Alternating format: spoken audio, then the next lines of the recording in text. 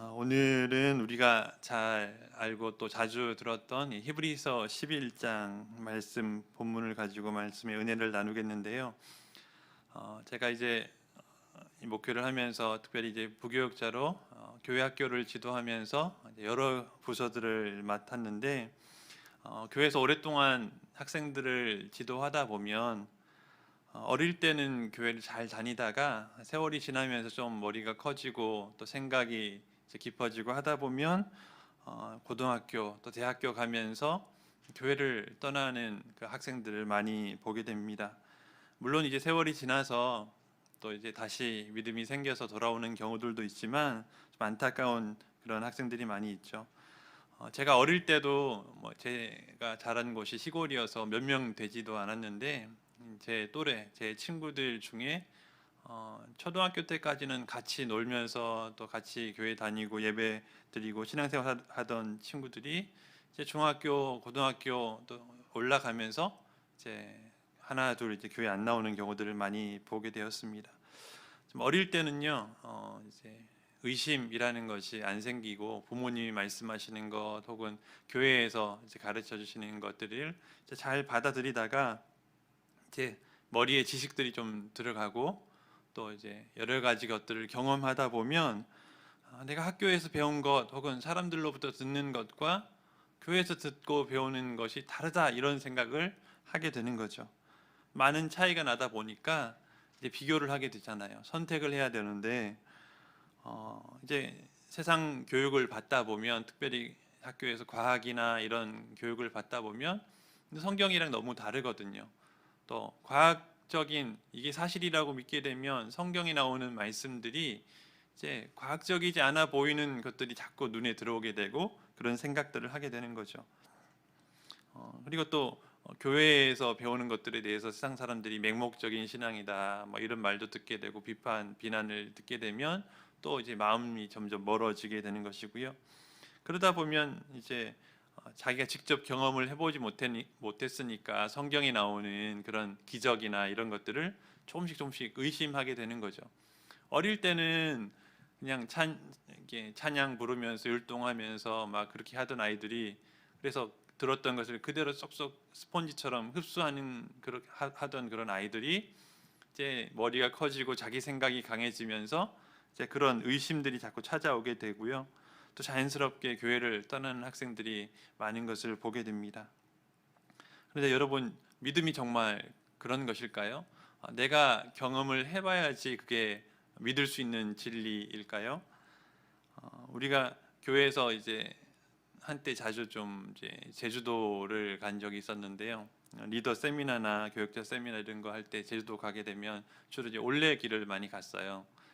화면에 그림 하나 띄워주시면 올레길을 걷다 보면 이런 표식들이 있습니다. 이거는 이제 제주도에만 있는 표식인데 물론 등산을 좀 해보신 분들은 아실 거예요. 등산 가도 산에 나뭇가지 이런데 조그만 노란색이나 이런 게 표식들을 묶어놓은 게 있어요.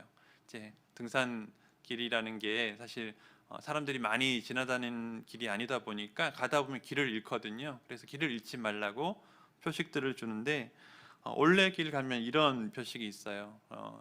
띠로 이렇게 파란색, 주황색 두 가지 색깔로 되어 있는 띠가 있는 것도 있고요. 때로는 이렇게 화살표인데 좀 특이하게 생겼죠.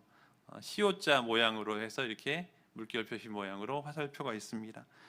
그래서 이 띠 같은 경우는 나무 같은 데 매달아서 이제 요 길을 오솔길 같은 것 계속 따라갈 수 있도록 해주는 것이고, 또 화살표는 처음엔 왜 저렇게 했는지 이해를 못했어요. 왜 그냥 화살표를 하면 되지 이렇게 시옷자 모양으로 해두었을까 생각을 해봤는데 나중에 알고 보니까 이게 사람들이 장난으로 요 화살표를 뒤집어 버릴 수도 있는 거예요. 그럼 이제 시옷자로 해놓으니까 뒤집으면 이게 뒤집어졌구나, 이게 아니구나라는 것을 알게 하려고 이렇게 만들었다고 하더라고요. 그래서 이제 오는 길, 가는 길, 이렇게 교차하는 길목에는 항상 갈림길에는 이런 화살표가 있어서 어디로 가야 되는지 알려주는 역할을 합니다. 그래서 우리는 이런 걸 보면서 사실 이걸 누가 만들었는지 만나지를 못했거든요. 그 사람이 누군지는 몰라요. 근데 나름대로 신뢰할 만한 그런 기관이나 이 올레길을 만든 그런 기관에서 사람들이 갈 수 있도록 이렇게 만들어 두었다는 걸 알 수 있는 거죠. 그래서 이런 걸 만든 사람이 이 사람들을 골탕 먹이려고 속이려고 만들었다고 한다면 그런 생각이 있으면 갈 수 있을까요, 없을까요? 이걸 볼 때마다 이쪽으로 갈까 저쪽으로 갈까 고민하게 되겠죠. 그런데 이건 신뢰할 만한 그런 기관에서 이렇게 만들었기 때문에 이 길만 잘 따라가면 이 올레길의 목적지까지 갈 수 있다라고 하는 그런 믿음이 생기게 되는 것입니다. 그래서 그런 믿음 때문에 이 표식을 따라가는 거예요. 이것처럼 믿음이라는 것은요, 내가 올레길을 처음부터 1코스부터 21코스까지 다 가봐야지 그걸 믿을 수 있는 것이 아니라 먼저 가본 사람 혹은 먼저 경험한 증인들, 이런 사람들을 통해서 신뢰할 만한 대상들이 주는 정보, 지식, 또 진리들을 받아들이는 것이죠. 우리가 믿는 그런 믿음이라는 것의 행위는요, 다 이런 것들을 포함하고 있습니다. 이런 것들을 전제하고 있는 거죠. 무언가를 믿는 것이 다 경험으로부터 오지 않는다는 것을 우리는 알고 있거든요. 근데 신앙에 있어서는 참 그렇지 못한 경우가 많아요. 꼭 내가 이거를, 이 자리에 있는 분들은 그렇지 않겠지만 못 믿겠다고 하는 분들은 내가 이걸 경험해 보지 못해서 못 믿겠다라고 하는 거예요. 믿음이란 무엇인가? 믿음이라는 것을 설명하는 단어들이 이제 단어나 이렇게 설명하는 방법들이 많이 있는데요. 특별히 그 중에서 오늘 읽은 이 히브리서 11장만큼 좀 독특하게 설명하는 것은 없을 것입니다.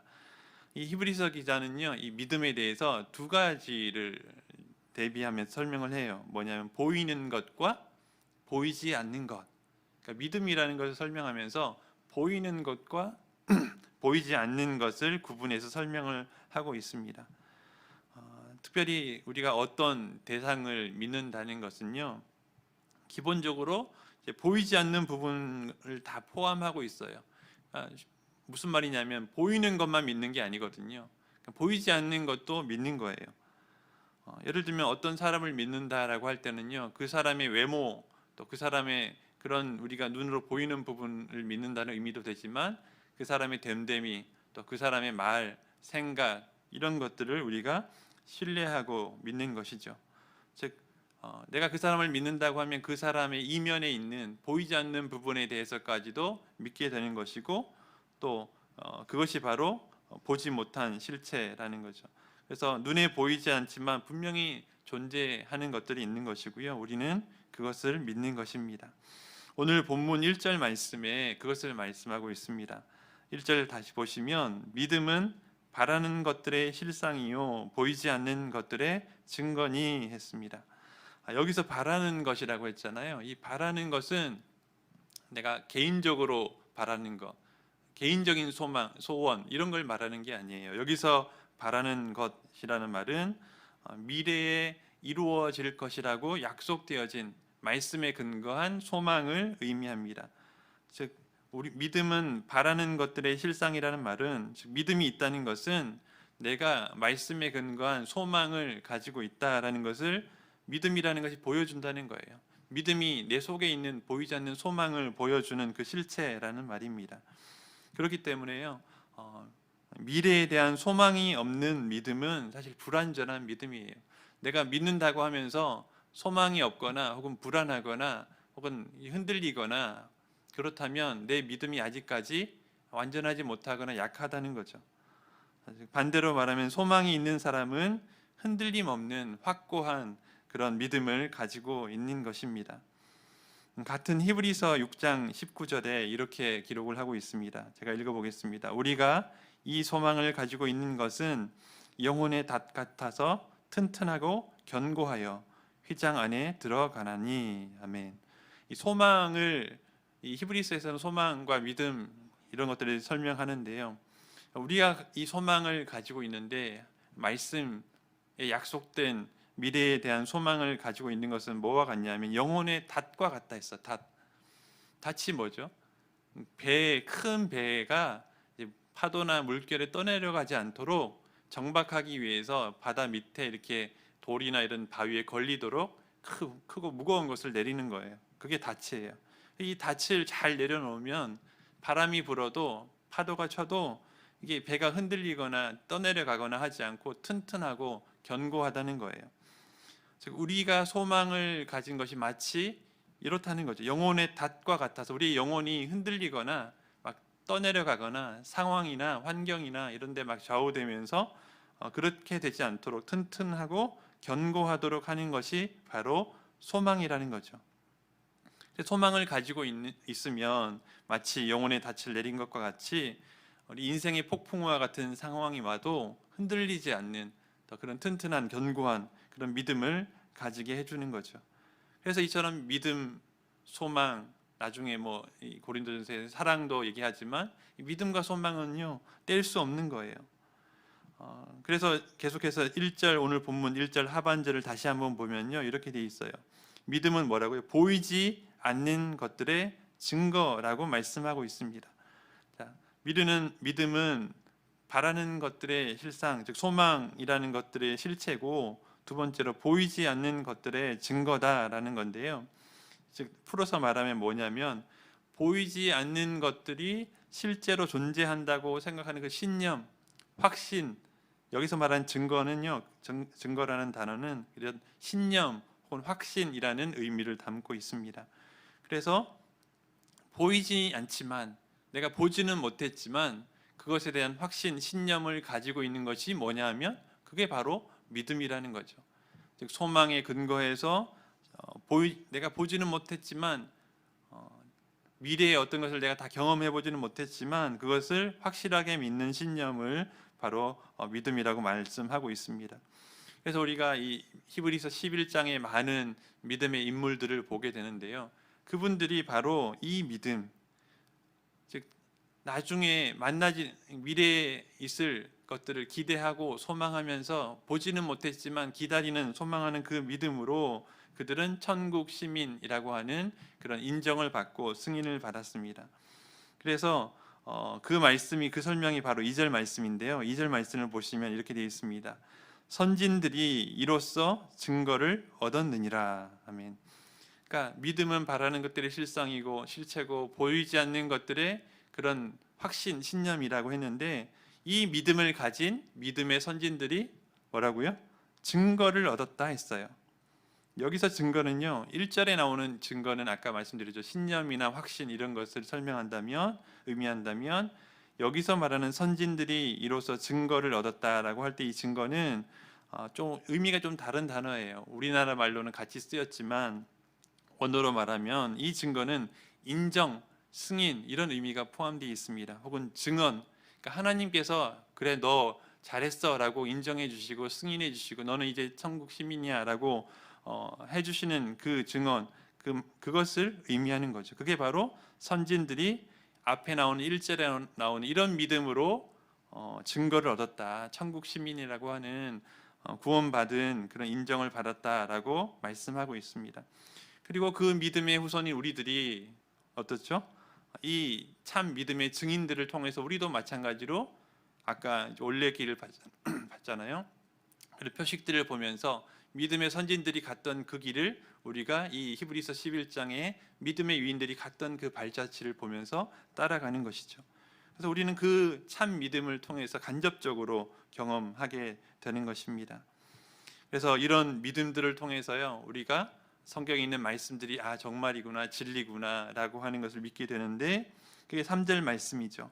3절 보시면요 믿음으로 모든 세계가 하나님의 말씀으로 지어진 줄을 우리가 아나니 보이는 것은 나타난 것으로 말미암아 된 것이 아니니라. 아멘. 모든 세계가 하나님의 말씀으로 창조되었다고 하는 것은요 우리가 하나님을 믿을 때만 받아들일 수 있는 거예요.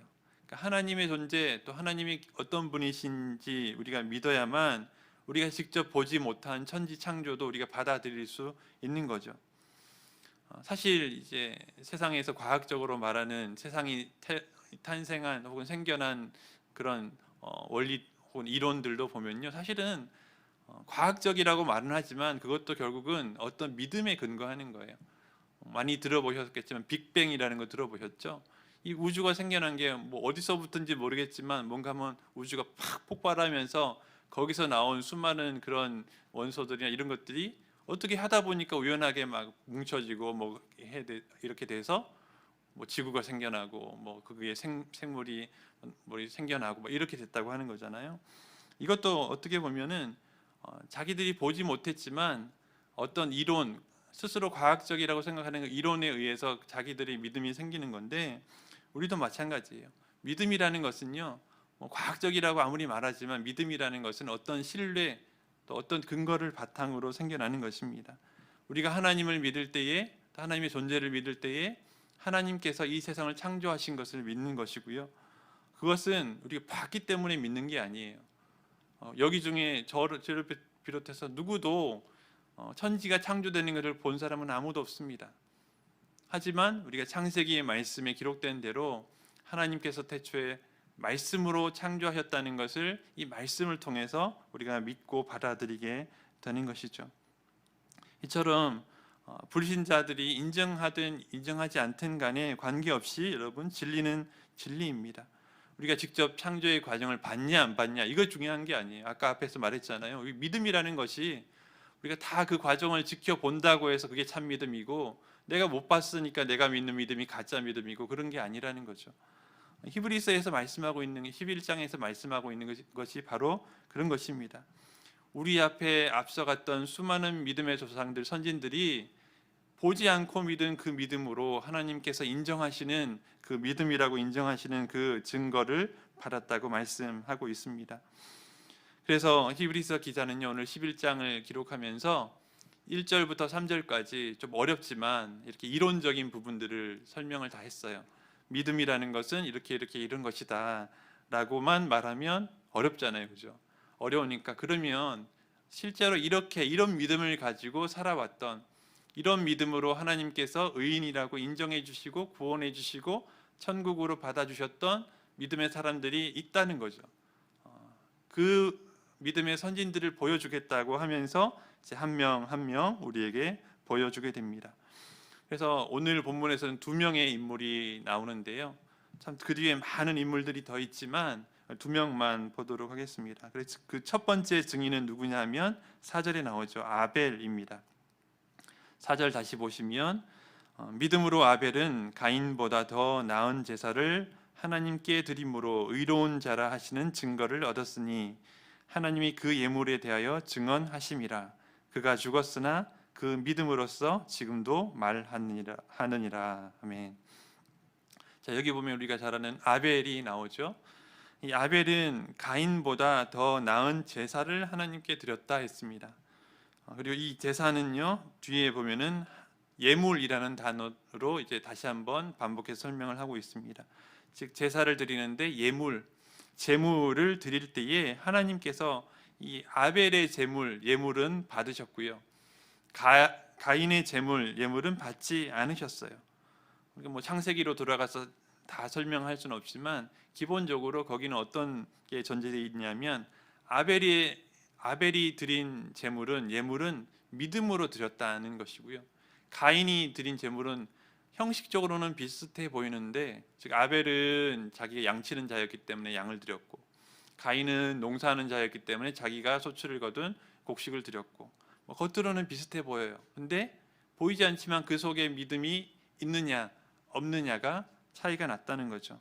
그거는 우리는 모르지만 성경에서 그렇게 설명을 해주고 있는 거예요. 하나님께서 그렇게 말씀하신 거예요. 그래서 하나님께서 그 예물에 대해서 증언하셨다는 것은 인정을 해주셨다. 아까 앞에 잠깐 설명드렸잖아요. 증언이라는 것이 인정해 주시고 승인해 주셨다, 이런 의미가 포함되어 있는데요. 즉 아벨이 가인보다 더 나은 제사를 하나님께 드렸는데 그 예물에는 뭐가 들어있었냐면 믿음이 들어있었다는 거죠. 믿음과 감사가 들어있는 예물이냐, 아니면 형식적으로 그냥 시키니까 혹은 내키진 않지만 그냥 하는 거냐, 이 차이를 보여주고 있는 것입니다. 그래서 하나님께서 이 제물을 받으셨냐 받지 않으셨냐를 어떤 식으로 보였는지는 알 수 없어요. 하지만 분명히 차이가 났기 때문에 성경에 그렇게 기록되어 있겠죠. 그래서 아벨과 가인 스스로도 깨달았어요. 알게 된 거죠. 자기의 제물이 받아들여졌다, 하나님께서 받아주셨다, 아니다라는 것이 표시가 딱 나니까 나중에 가인이 어떻게 했습니까? 자기 제물을 안 받으니까 화가 나서 동생을 쳐 죽이게 되는 거잖아요. 그러니까 하나님에 대한 온전한 믿음이나 감사나 이런 거 없이 형식적으로 드리는 것은 결국 그 속에 믿음도 없고 또 감사도 없고, 그러다 보니까 죄만 가득하게 되니까 결국은 동생을 죽이게 되는 결과를 맞이하게 된 것입니다. 그래서 반대로 아벨의 제사는 하나님께서 받아주셨는데 그 제사와 예물은 하나님께서 기쁘게 받아주셨어요. 그래서 그런 감사의 예물, 또 그런 올바른 바른 좋은 예물을 드렸을 때에 하나님께서 의로운 자라고 하는 증언을 해주셨다는 거죠. 그래서 온전한 믿음을 통해서 온전한 예배를 드릴 수 있는 것입니다. 그럼 우리가 예배를 드린다는 것, 그 속에는요, 우리가 믿는 것에 대한 전제가 다 깔려 있는 거예요. 믿는 것에 대한 전제가 깔려 있는 거예요. 그러니까 내가 믿는 만큼 예배가 되는 거예요. 내 믿음만큼 예배가 되는 거예요. 내가 온전히 하나님을 신뢰하고 있을 때 환경에 상관없이 예배의 자리로 나올 수 있는 것이고요. 가정이 어렵고 경제적으로 어렵고 건강에 문제가 있고 막 이렇게 힘들다 보면요, 그런 상황 때문에 오히려 예배와 멀어지는 분들을 보게 되는데, 그러면 그 속에 이 믿음이 과연 바르게 자리 잡고 있느냐 아닌가가 거기서 드러나게 되는 것이죠. 온전한 믿음, 아벨처럼 믿음으로 온전한 예물, 또 온전한 예배를 드릴 수 있는 여러분 되시기를 간절히 바랍니다. 자, 이제 두 번째 증인이 나오는데요. 5절에 보시면 에녹이 나옵니다. 이 에녹은 5절 보시면 믿음으로 에녹은 죽음을 보지 않고 옮겨졌으니 하나님이 그를 옮기심으로 다시 보이지 아니하였느니라. 그는 옮겨지기 전에 하나님을 기쁘시게 하는 자라 하는 증거를 받았느니라. 아멘. 자, 우리가 창세기에서는 이렇게 상세하게 이렇게 이론적인 부분을 설명을 하고 있지 않지만 히브리서에서는요, 창세기에 나온 내용을 믿음의 근거에서 다시 재해석을 해서 설명을 하고 있는 것이에요. 그래서 성경에서 죽음을 보지 않고 천국으로 하나님의 나라로 올라간 사람이 두 명 있는데 엘리야와 또 여기 나오는 에녹이죠. 엘리야는 올라갈 때 엘리사가 봤잖아요, 그렇죠? 불병거를 타고 쫙 이렇게 올라갔는데 이 에녹이 어떻게 올라갔는지는 아무도 보지 못한 것 같아요. 그냥 사라진 거예요. 하나님이 데려가시니까 더 이상 사람들이 볼 수 없었다 했어요. 그런데 그냥 사라졌으면 사람들이 생각할 때 그냥 어디 실종됐다라고 생각하거나 잘못됐다라고 생각할 텐데, 오늘 본문에 보면 그는 옮겨지기 전에 하나님을 기쁘시게 하는 자라는 증거를 받았다라고 기록을 하고 있는 게 뭐냐면, 사람들도 이 에녹이 사라졌지만 그냥 나쁘게 사라지거나 실종되거나 그런 게 아니라 하나님을 기쁘시게 하는 자라는 그런 하나님의 증언을 사람들이 알게 되면서 사라졌으니까 하나님께서 그는 정말 특별하게 데려가셨구나라고 하는 것을 알게 된 거죠. 그래서 그것을 지금 여기서 말씀하고 있는 것이고요. 그것을 특별히 믿음의 근거에서 하나님을 기쁘시게 하는 자였기 때문에 그를 데려가 주셨다라고 설명을 하고 있는 것입니다. 여러분, 창세기에 보면요, 5장 21절에서 24절까지 그런 내용이 쭉 나오는데요. 짧아요. 사실 어떻게 보면 4절밖에 안 되는 이 에녹에 대한 내용이 굉장히 짧게 나오는데, 거기 나오는 내용들이 주로 이런 거예요. 에녹이 65세에 누구를 낳았냐면 무두셀라를 낳았어요. 여러분, 무두셀라가 누구냐면 성경에서 가장 오래 산 사람이죠. 969세를 살았어요. 궁금해서 이렇게 계산을 해보는데 이 무두셀라가 죽은 그 해가 여러분 홍수가 났던 해더라고요. 계산을 딱 해보니까 무두셀라도 나이는 오래 먹고 오래 살았지만 결국은 노아 때까지 살았지만 홍수에 같이 죽은 거예요. 노아의 가족들만 살아났고 오직 이 에녹만 하나님께서 인정하셔서 믿음을 보시고 들어 올려서 데려가신 거죠. 거기 또 계속해서 성경에 보면 이 무두셀라를 낳고 그때부터 하나님과 동행하면서 300년을 하나님과 동행했다고 해요. 그리고 365세겠죠. 그러니까 300년을 더 살았으니까 365세가 되는 그 해에 언제인지는 모르지만 하나님께서 데려가셨다 했어요. 그러면 300년 동안 하나님과 동행했는데, 여러분 그냥 믿음이 좋다가 안 좋다가 막 들쑥날쑥했으면 300년 동안 동행했다고 표현을 안 하겠죠. 300년 동안 신실하게 하나님과 동행했기 때문에, 그 정도로 하나님과 교제하고 동행했기 때문에 성경이 인정할 만큼 하나님을 기쁘시게 하는 믿음이라고 하는 이런 인정을 받은 거거든요. 그래서 300년, 우리가 100년이 뭐예요? 부부가 함께 살아 50년을 살아도 굉장히 오래 사는 건데 300년을 하나님과 동행하는 거 굉장히 긴 시간이잖아요.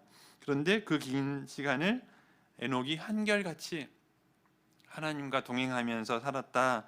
그래서 그 정도의 믿음이었기 때문에 하나님께서 그를 죽음을 보지 않고 천국으로 데려가셨고 지금까지도 그를 믿음의 모델로 우리에게 보여주고 계신 것입니다. 또 이제 이 에녹에 대해서 성경에 나오는 부분이 한 군데 더 있는데 유다서에 보면요, 이 에녹이 사람들을 향해서 심판을 경고했다라는 그런 기록이 있습니다. 즉 에녹은 하나님과 300년을 동행하면서 하나님만 바라보고 산 것이 아니라 사람들을 향해서도 야 너희들 그렇게 살면 안 돼, 계속해서 경고하고 하나님이 이렇게 계속 살면 심판하실 것이야 라고 계속해서 경고하는 삶을 살았다는 그런 믿음의 사람이었다는 거죠. 대부분의 사람들이 하나님을 떠나서 점점점 악해져서, 그래서 하나님이 결국은 물로 심판하시지 않으면 안 될 정도로 악해져 가고 있을 그때에 이 에녹은 경건하게 하나님과 동행하는 그런 삶을 살면서 하나님을 기쁘시게 하는 자라고 하는 하나님의 인정, 얼마나 귀한 인정입니까? 그 인정을 받고 그 증거를 받고 하나님께서 데려가시는 천국으로 들어가는 그런 은혜를 누리게 되었습니다. 이처럼 에녹처럼 우리가 어떤 환경, 주변이 악해지고 더 이렇게 혼란스러워지더라도 에녹처럼 믿음으로 하나님과 동행하여 믿음으로 하나님을 기쁘시게 하는 여러분 되시기를 간절히 바랍니다. 자, 그러면 오늘 본문에서는요, 이 에녹에 대해서 설명하면서 이 에녹의 믿음을 설명하면서 나왔던 하나님을 기쁘시게 한다는 것을 6절에서 다시 한 번 더 설명을 하고 있어요. 그럼 도대체 어떤 믿음이 하나님을 기쁘시게 하는 믿음인가? 사실 사람은요, 눈에 보이는 것에 마음을 더 많이 빼앗기거든요. 또 반대로 눈에 보이지 않으면 어떻게 됩니까? 마음에서 멀어지게 되는 거예요. 그래서 눈에서 멀어지면 마음에서 멀어지게 되는 것이잖아요. 그래서 눈에 보이지 않는 하나님과 동행하려면 그러면 어떤 믿음을 가져야 되는가? 하나님에 대한 확실한 믿음이 없으면 사실 눈에 보이지 않는 하나님과 가까이 늘 교제하면서 동행하는 게 어렵거든요. 아무리 가까운 친구도요, 좀 몇 년 떨어지시 지내다 보면 서먹해져요. 다시 연락하기도 어렵고요. 그런 경험들을 많이 하게 되잖아요. 그러니까 하나님, 눈에 보이지 않는 하나님과 동행한다는 것, 늘 정말 옆에 계신 것처럼 하는 것은 쉬운 게 아닌데, 그럼 어떻게 해야 되는가? 6절 말씀 다시 보겠습니다. 6절에 보시면 믿음이 없이는 하나님을 기쁘시게 하지 못하나니 하나님께 나아가는 자는 반드시 그가 계신 것과 또한 그가 자기를 찾는 자들에게 상 주시는 이심을 믿어야 할지니라. 아멘. 여기서 보시면 믿음이 없이는 하나님을 기쁘시게 하지 못한다, 이 말은 반대로 말하면 믿음이 있어야 하나님을 기쁘시게 할 수 있다는 말이죠. 그런데 그 믿음이 어떤 믿음이냐? 첫 번째는 그가 계신 것을 믿는 믿음, 즉 하나님께서 계신 것을 믿는 믿음이라는 거죠. 즉 막연한 어떤 존재에 대해서, 내가 알지 못하는 막연한 어떤 한 존재에 대해서 믿는 그런 믿음이 아니라 우리가 성경 말씀을 통해서 하나님의 이런 분이시고 이런 바로 우리를 구원하신 그 하나님이라고 하는 그 존재에 대해서, 하나님의 존재에 대해서 그가 살아계신 하나님이라고 하는 그 믿음을 가지고 하나님 앞에 나아올 때에 하나님께서 기뻐하신다라는 그런 말씀이고요. 그래서 교회에 나오면서도 그런 믿음이 없는 분들이 있어요. 교회는 나오지만 예수 그리스도에 대한 믿음, 하나님에 대한 믿음, 예수님께서 우리를 위해서 대속하신 그 대속의 죽음을 십자가에서 죽으셨다고 하는 믿음, 이런 거 없이 그냥 형식적으로 종교인으로 나오는 사람들도 많이 있거든요. 사실 그런 믿음은 하나님을 기쁘시게 하지 못한다는 거죠. 하나님께 정말 살아계시고 역사하시고 우리를 위해서 구원자이신 예수 그리스도를 보내주신 그 하나님이 계시다라고 하는 것을 믿는 믿음, 이 믿음으로 예배 드릴 때 하나님께서 기쁘게 받으신다라는 의미이고요. 두 번째는 계속해서 한 번 더 6절 보시면 그가 자기를 찾는 자들에게 상 주시는 이심을 믿는 믿음이다 했어요.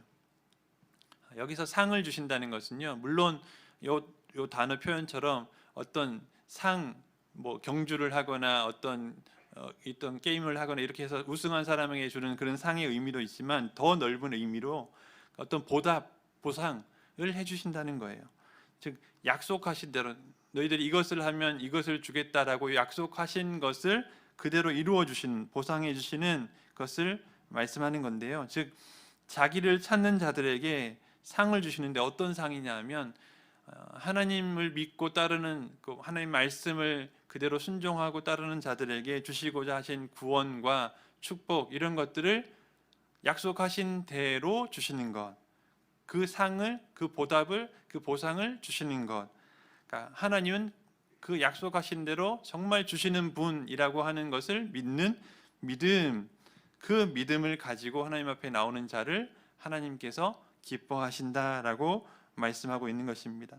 즉 하나님께서 살아계시고 그 하나님께서 우리와 상관없이 저기 멀리 어딘가에서 그냥 우리를 만들기만 하시고 세상을 창조하시고 그냥 던져놓기만 하신 분이 아니라 지금도 우리와 교제하기를 원하시고 지금도 살아계셔서 우리를 위해서 기도를 들으시고 응답하시고 이 세상 만물을 주관하시는 분이라고 하시는 것, 또 우리와 멀리 떨어져 계신 분이 아니라 우리와 교제하기를 원하시고 또 우리에게 상 주시기를, 우리에게 약속한 대로 이루어 주기를 원하시는 분이라고 하는 사실을 믿을 때에, 그 믿음이 있을 때에 오늘 본문에 나왔던 아벨처럼 예배드릴 수 있는 것이고요, 에녹처럼 300년이라도 하나님과 동행할 수 있는 것입니다.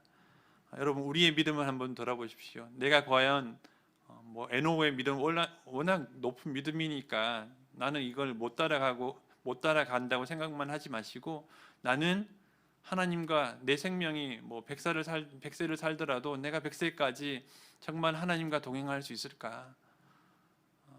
내 믿음, 내 속을 들여다보면 정말 흔들릴 때도 많고 정말 힘들 때도 많고 또 예배 자리에 나오기 싫을 때도 많고 정말 가정적으로, 경제적으로, 물질적으로, 건강적으로 어려워지면 자꾸 그게 흔들리는데 과연 내가 하나님과 동행할 수 있을까? 그런 생각이 들 때 오늘 말씀을 붙잡으면서 아벨이 어떤 믿음으로 예배를 드렸는지, 또 에녹이 어떤 믿음으로 300년간 하나님과 동행했는지를 보면서 또 하나님께서 기뻐하시는 믿음이 어떤 믿음인가를 보면서 그 믿음대로 살아갈 수 있는 그런 여러분 되시기를 간절히 바랍니다. 히브리서 11장을 왜 기록했을까? 여러분 히브리서 전체를 보면 히브리서는 하나님께서 예수 그리스도를 통해서 우리를 구원하신 그 구원이 얼마나 확실한 구원인가라고 하는 것을 보여주고 있거든요. 또 그 구원을 통해서 구약 시대에 살았던 사람들은 장차 오실 그 예수님께서 이루실 그 구원을 장차 바라보면서 미래에 소망하면서 왔던 그 믿음의 사람들이고, 또 예수님을 직접 경험하거나 혹은 전도를 받아서 이 전도를 통해서 복음을 듣고 믿은 사람들은 예수님께서 이루신 것을 품고 믿음으로 살아가는데, 근데 문제는요, 여기 있는 거예요. 문제는 그 믿음을 가지면 세상을 사는 게 평탄하고 순탄해야 되는데 그렇지 않다는 거예요. 이 히브리서가 기록될 당시의 상황이 지금 우리가 코로나 때문에 겪게 되는 어려움과는 비교도 할 수 없을 정도의 그런 어려움이었다는 거예요. 예수 믿는다는 이유 때문에 핍박당하고 순교당하고 때로는 사람들로부터 배척당하고 그러다 보니까 사람들과 섞여 살 수 없어서 저기 어디 카타콤이라 그러잖아요. 지하 동굴로 숨어 들어갈 수밖에 없는 그런 믿음을 지키기 위해서는 정말 어려운 그런 상황 속에서 있는 그런 사람들에게 이 히브리서가 기록이 된 거죠. 그런 사람들에게 이 히브리서를 기록해서 여러분들의 믿음을 지켜야 됩니다. 이런 어려운 환경 속에서도 여러분들이 믿는 그 믿음이 헛되지 않습니다 라는 것을 말씀하고 있는 거예요. 그래서 우리는 우리에게도 동일하게 그 당시의 사람들에게는 그런 어려운 환경 속에서 믿음에서 떠나지 않도록 이 말씀을 주셨다면, 지금 우리에게도 동일하게 우리가 여러 가지 환경, 이 코로나가 되든 나중에 무엇이 되든 간에 사실 세상은 점점 우리가 신앙생활을 하는 것이 순탄하도록 되지는 않아요. 반대로 신앙생활을 하는 걸 방해하면 방해했지 좋은 방향으로 나아가지는 않습니다. 그러면 우리가 그럴 때 어떻게 우리의 믿음을 지킬 것인가? 우리가 믿는 대상, 우리가 믿는 하나님은 살아계신 하나님, 또 그분은 우리를 위해서 약속하신 대로 이루어 주시고 상 주시는 하나님. 그렇기 때문에 우리 앞에 앞서갔던 수많은 믿음의 증인들이 그 길을 가서 하나님이 인정해 주셨던 그 길을 우리도 따라가는 것이죠. 우리가 직접 다 경험해 볼 필요는 없는 거예요. 우리가 직접 홍해 바다가 갈라지는 것을 경험을 안 해봐도 되고요. 베드로처럼 물 위를 걸어보지 않아도 되는 거예요. 나사로처럼 내가 죽었다 살아나지 않아도 믿을 수 있는 거예요. 하나님을 믿는다는 것은요, 내가 다 해봐야 믿을 수 있는 게 아니에요. 그렇지 않더라도 오늘 말씀처럼 보이지 않는 것들, 보지 못한 것들의 증거, 실체, 그게 바로 믿음인데, 우리가 못 본다고 해서, 보지 않는다고 해서 없는 것도 아니고요. 하나님은 반드시 계시고, 또 예수님은 십자가에 달려 죽으셨다가 3일 만에 부활하셨고요. 또 그것을 경험한 수많은 믿음의 증인, 부활의 증인들이 또 성경에 기록이 되어 있는 것입니다. 그런데 이렇게 성경이 다 기록이 되어 있어도 그냥 자동적으로 믿어진다고 하면 사실 세상 모든 사람들이 다 믿겠죠. 사실 믿고 안 믿고의 차이는 어떻게 보면 종이 한 장 차이 같은데요. 사실 그게 쉽지 않아요. 왜냐? 우리는 우리 가운데 이 죄성이 그걸 가로막고 있는 거예요. 이 죄가 우리를, 하나님과 우리 사이를 가로막고 있어서요. 우리의 지각, 감각, 생각, 이런 모든 것들을 막고 있어서 정상적으로 하나님에 대해서 받아들이거나 믿지 못하도록 계속해서 막고 있는 거죠. 그래서 도움이 필요한 거예요. 요한복음 14장 26절에 이렇게 기록되어 있습니다. 보혜사 곧 아버지께서 내 이름으로 보내실 성령, 그가 너희에게 모든 것을 가르치고 내가 너희에게 말한 모든 것을 생각나게 하리라. 아멘. 예수님께서 보내신 이 보혜사 성령께서 오셨을 때 어떻게 해요? 우리로 하여금 성경의 말씀을 깨닫게 하신 거예요. 그 전까지는 제자들이 예수님을 따르는 것이 겁나고 두려운 일이었는데, 예수님께서 십자가에 못 박히셨을 때 그래서 다 도망갔어요. 근데 오순절 성령을 받고 나니까 담대한 믿음이 생기고 그 말씀을 깨닫게 되고요. 완전히 새로운 믿음이 된 거예요. 그런데 그 성령의 도우심이 필요한데, 어떤 자에게 성령을 주는가? 구하는 자에게, 하나님께서 구하는 자에게 성령을 주신다고 하셨어요. 그런데 그 성령께서 도우실 때 이 믿음의 말씀들을 깨닫게 되는데, 또 이 믿음이 생겨나게 되는데, 또 이거는 그냥 되는 것인가? 또 그건 아니라는 거죠.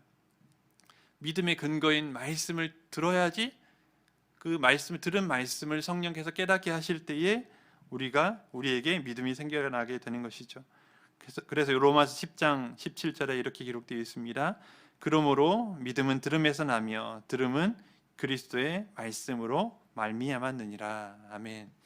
우리가 이 자리에 어떻게 있게 되었습니까? 이 자리에 왜 어떤 과정으로 이 자리에 오게 되었습니까? 바로 예수 그리스도의 말씀, 복음을 들음으로 믿게 된 것이죠. 그 믿는 과정에는 성령께서 역사하셔서 우리를 깨닫게 하시는 그 은혜가 있습니다. 전하는 자가 있었기 때문에 우리가 여기 있는 거고요. 깨닫게 하시는 분이 계셨기 때문에 우리가 여기 있는 것이고요. 그러니까 내가 죄인인 우리가 여기 앉아 있는 것만으로도 하나님의 은혜인 줄 믿습니다. 전하는 자가 없었다면 우리가 믿지 못했을 것이고요. 또 깨닫게 하시는 분이 없었다면 우리가 이 자리에 있을 수가 없는 것입니다. 우리에게 전하는 사람들이 있었기 때문에 우리가 이 자리에 있을 수 있게 된 것이고요. 또 깨닫게 하시는 성령께서 계속 계셨기 때문에 우리가 이렇게 믿음 생활을 할 수 있게 된 것입니다. 이제 아까 잠깐 광고 시간에 새생명 축제, 전도 대상자 작정 이런 얘기도 나왔지만, 우리가 입을 열지 않으면요, 또 다른 사람들이 구원받을 길이 없는 거예요. 우리가 복음을 전할 때에, 우리가 말씀을 전할 때에 그 말씀을 듣는 자들이 생겨나는 것이고요. 그 듣는 자들이 성령께서 역사하셔서 그 마음속에 믿음이 생겨남으로 우리처럼 또 다른 사람들이 구원받게 되는 것입니다. 말씀을 맺겠습니다. 오늘 말씀에서 하나님께서 계신 것과 자기를 찾는 자들에게 상 주시는 이심을 믿을 때에 하나님을 기쁘시게 한다고 했어요. 근데 그건요, 하나님을 기쁘시게 하는 것만으로 끝나지 않습니다. 하나님을 기쁘시게만 하는 것이 아니라 우리의 믿음도 지킬 수 있는, 그 세상을 이길 수 있는 믿음이 거기서 생겨나는 것이에요. 이런 믿음이 있어야지 우리가 세상에서 굴복하지 않고 믿음을 지켜내고 또 신앙에서 떠나지 않는 것입니다. 그래서 히브리서 기자가 계속해서 강조하는 이유가 바로 거기 있는 거예요. 세상은 악하고 혼란스럽고 세상은 여러 가지 우리의 믿음을 지키지 못하는 것들로 가득하지만 그것을 이겨낼 수 있는 능력이 바로 믿음에서 나오는 줄 믿습니다. 코로나로 인해서 여러 가지 상황들도 좋지 않고요. 또 우리 가정 경제 상황도, 사회적인 상황도, 또 건강도, 이런 모든 것들이 우리 신앙생활에 도움을 주기는커녕 방해하고 가로막는 길로 가는데 이런 어려운 상황 속에서도 믿음을 지키면서 늘 예배의 자리를 지킬 수 있는 그런 참 믿음을 가질 수 있는 여러분 되시길 간절히 바랍니다. 예수님께서 누가복음에서 기도하면서 낙심하지 말 것을 당부하면서 어떤 말씀을 하셨냐면요, 마지막 때에 인자가 올 때에 믿음을 보겠느냐 하셨습니다. 마지막 때가 되면 될수록 믿음이 점점 사라지는 거예요. 믿는 자들이 사라지는 거예요. 믿음을 지키기가 점점 어려워지는 거예요. 그런 상황 속에서도 꿋꿋하게 흔들지 않는 견고한 믿음, 특별히 소망을 붙잡고 그 믿음을 지켜내는 여러분들, 특별히 히브리서 11장에 나오는 수많은 믿음의 증인들의 뒤 그 발자취를 따라갈 수 있는 여러분 되시기를 예수님의 이름으로 축원합니다. 기도하겠습니다. 사랑이 많으신 하나님 아버지, 은혜를 감사합니다. 오늘 말씀을 통해서 저희들에게도 참 믿음을 주시고 또 하나님을 기쁘시게 하는 그런 믿음이 되기를 간절히 원합니다. 또 무엇보다도 하나님, 저희들이 그 하나님과 동행하면서 이 어려운 세상을 믿음으로 승리하며 살아갈 수 있도록 하나님 성령께서 도와주시고 역사하여 주시옵소서. 예수님의 이름으로 기도합나이다. 아멘.